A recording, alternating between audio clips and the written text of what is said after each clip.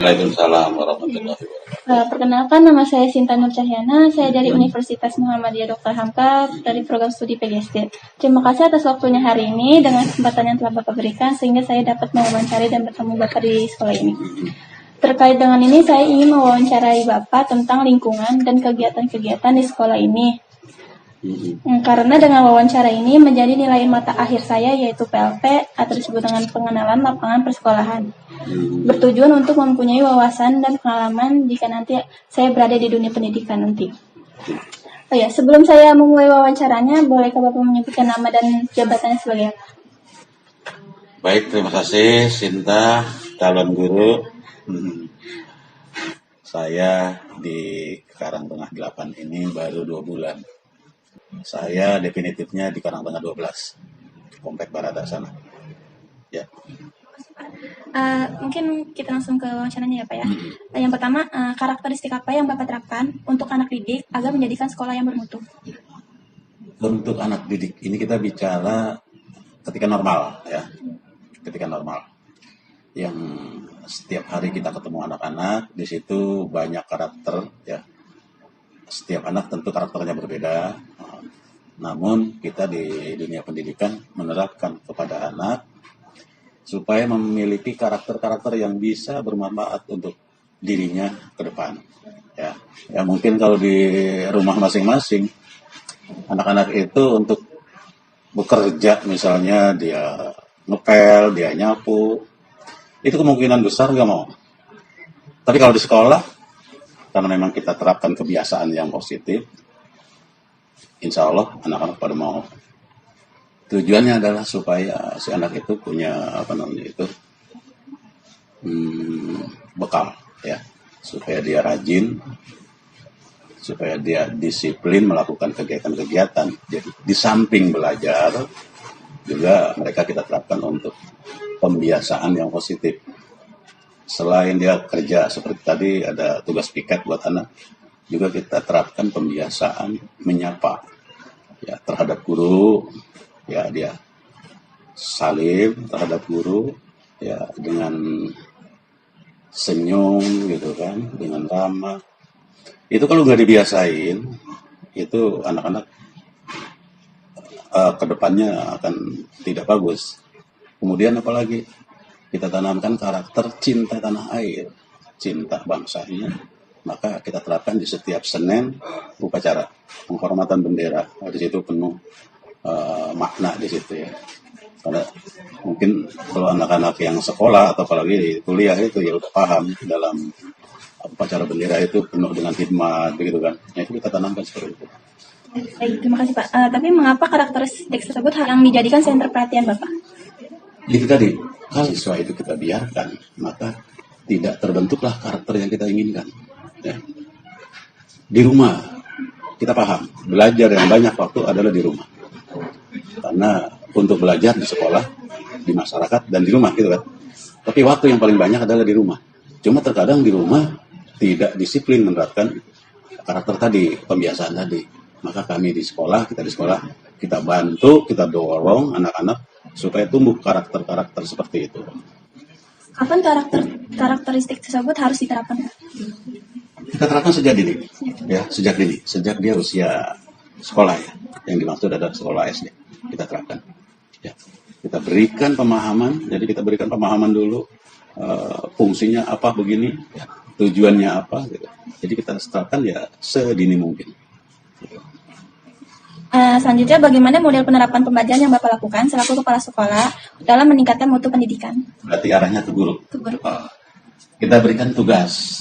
Kalau guru udah pasti adalah tugasnya mengajar. Apalagi dia adalah sebagai wali kelas. Nah, pemberian tugas seperti itu tidak hanya buat wali kelas, tapi juga buat guru bidang. Ya, kita berikan tugas-tugas itu yang berkaitan dengan karakter, yang berkaitan dengan pemberian pembelajaran, itu kita berikan. Harapan kita dengan penuh tanggung jawab. Apa yang kita terapkan supaya guru itu bertanggung jawab dengan apa yang dia kerjakan. Gitu. Jadi di situ penuh tanggung jawab.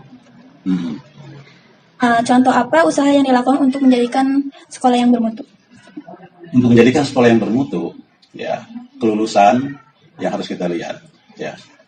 Jadi kelulusannya harus bagus. Supaya kelulusan bagus, maka si guru kelas 6 itu atau bidang studi yang mengajar di kelas 6 itu ya harus melihat materi-materi kelulusan, ya. Gitu. Kemudian juga supaya menjadi sekolah yang apa tadi? Yang bermutu. Disiplin memberikan materi, ya. Disiplinnya mana? Ya, dia harus melihat batasan-batasan. Ya, misalnya kalau tema ini harus selesai di bulan apa, di tanggal berapa. Kalau si gurunya lalai, udah masuk, memberikan pelajaran, selesai, itu tidak disiplin. Cuma menggugurkan kewajiban. Tapi kita kejar adalah mana batasan-batasannya, cakupannya apa aja, ya, di situ. Nanti akan dilihat sama orang, dalam artian oleh orang tua. Anak saya belajar di sekolah itu baik apa jelek, bagaimana sikap gurunya, itu selalu kita tanamkan. Karena lingkungan itu membaca. Ya, lingkungan membaca tentang kemajuan ataupun kemunduran si anak tersebut. Kemudian juga untuk menjadi sekolah yang baik, tidak hanya di pengetahuan. Ya, kita terapkan ekskul, ya. Sekolah yang baik, sekolah yang maju, sekolah yang punya brand yang tinggi gitu kan, nilai jual yang tinggi, itu kita tanamkan juga adalah ekskul yang katakanlah lebih diminati oleh orang tua. Gitu. Baik, pertanyaan selanjutnya mengenai peraturan dan tata tertib sekolah, apa sudah diterapkan dan dijalankan dengan baik? Iya. Sudah.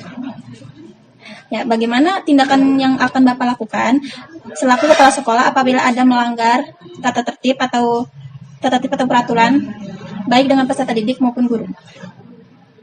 Bila jadi sivitas yang ada di situ ada kepala sekolah, ada guru, ada siswa, ada tenaga pendidikan, itu kita terapkan. Manakala mereka itu melanggar, maka kita tegur, ya. Jadi kita terapkan karena era sekarang itu tidak mengedepankan hukuman, tapi adalah dengan teguran supaya orang itu tidak melanggar aturan yang kita terapkan dan juga dia tidak merasa disalahkan.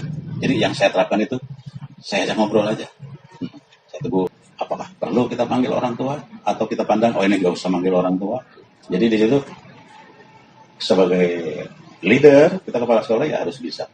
Ini nggak perlu panggil orang tua, cukup kita nasihati. Tapi kita lihat masalah, kayaknya harus dipanggil orang tuanya, gitu. Karena ini masalahnya besar kalau dibiarkan. Misalnya kalau ada siswa yang merokok, misalnya tanda kutip ya, tapi kan jarang sekali ditemukan kalau SD itu merokok. Tapi nggak menutup kemungkinan ya, zaman sekarang itu karena pergaulan di luar dan juga melihat kadang di layar televisi, itu si anak itu akan mencoba. Kalau itu dibiarin, ini akan bermasalah besar. Jadi ya harus kita atasi. Gitu. Pertanyaan selanjutnya, apakah kegiatan-kegiatan rutin seperti upacara atau seremonial formal bisa dilakukan di sekolah ini? Dilakukan, tanda kutip, kondisi normal. Kondisi normal. Kondisi normal. Kalau sekarang kondisi yang memang tidak ada tatap muka kan, jadi tidak dilakukan. Tapi kalau kondisi normal, bagi sekolah yang bukanya pagi, dari pagi sampai dan seterusnya gitu ya, maka di setiap Senin itu wajib mengadakan upacara bendera. Disitulah kita menanamkan karakter kebangsaan, ya. Menanamkan karakter kebangsaan di situ. Ya kita menghormati bendera, sejak bendera naik sampai ke atas, kita harus sikap tegak, ya, menghormati. Kenapa? Di situ begitu sulitnya bendera itu sampai naik ke atas. Kalau sekarang ya nggak sulit. Dulu zaman penjajah itu sulit, makanya kita hormati, menghargai para pejuang di situ. Dan selanjutnya, kegiatan-kegiatan rutin apa saja yang berupa kurikuler, ekstrakurikuler, kapan waktunya melakukan kegiatan tersebut? Kurikuler ya. Kalau pembelajaran itu rutin, yang pembelajaran di sekolah dari jam 7 kita masuk sampai jam 12. Itu yang rutin. Kemudian diadakan ekstrakurikuler. Itu diadakan selepas jam belajar. Tinggal waktunya, ya. Waktunya enaknya di hari apa. Jadi ada kesepakatan antara pihak guru, pihak yang pelatih ekskul itu dialog atau cari titik temu hari apa maunya. Gitu.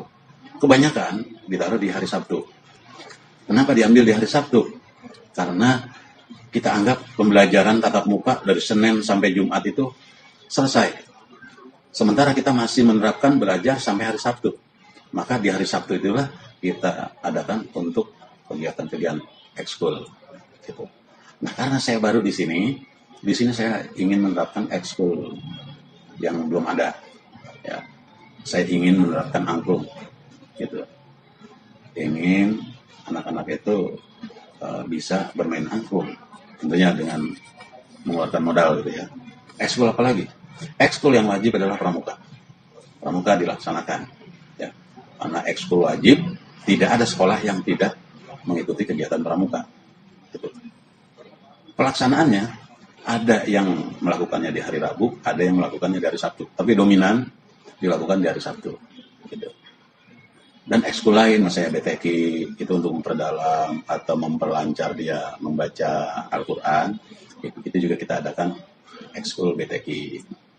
Kemudian apalagi supaya kegiatan upacara bendera itu bagus, yang bawa benderanya, maka kita adakan ekskul Paskibra gitu. Pertanyaan akhirnya Pak, praktik-praktik pembiasaan dan kebiasaan apa saja yang bersifat positif di sekolah ini? Banyak ya. Praktek pembiasaan dan kebiasaan yang positif banyak. Itu justru itu yang kita tanamkan di guru. Ya, kebiasaan tadi kita tanamkan di guru agar guru ini bisa menyampaikan dan bisa menyontohkan oleh si anak. Misal kita ngomong kebersihan, ya, ngomongin kebersihan, saya sampaikan ke guru, kalau ada sampah di lantai, nggak usah pakai manggil OB. Nggak usah pakai nyuruh siswa ambil sampah, itu cuma nyuruh. Ya. Saya ingin melakukan. Ya. Siapapun menemukan sampah, ya teorinya begitu kan, maka dia harus ambil. Ada selembar daun, ada selembar kertas atau plastik, maka orang yang menemukan itu harus mau ngambil, dibuang di tempat sampah. Tapi kalau hanya menyuruh, itu seperti calo ya, dia ngajak untuk Tangerang kanan, dia sendiri nggak jalan. Itu nggak bagus, ya, nggak bisa dicontoh. Maka saya sampaikan ke teman-teman guru agar kita contohkan, kita ambil sampah itu. Siapa yang berhadapan lebih dekat dengan sampah tadi, maka ambil. Itu, ya. Karakter itu supaya ditiru anak-anak. Selain di sekolah dia juga rajin, nanti dia akan terapkan di rumah masing-masing. Di rumah lihat sampah jangan dibiarin. Ya. Tempat kotor adalah sarangnya penyakit. Gitu. Tapi kalau bersih, insya Allah ya kita sehat. Tapi kalau kotor dibiarin, ya jangan harap kehidupan kita bisa jadi sehat. Karena ada pepatah, kebersihan pangkal kesehatan. Ingin sehat, ya harus bersih. Ingin bersih, maka semua yang ada di situ, semua aktivitas, walaupun ada objek, tapi kita dalam hal ini ya harus saling bahu-membahu, tidak menyerahkan kepada OB aja, itu kan urusan OB online. Ya, terima kasih atas waktunya Pak. Mungkin ini aja yang bisa saya tanya dan wawancara. Kurang lebihnya saya mohon maaf. Wassalamualaikum warahmatullahi wabarakatuh. Waalaikumsalam.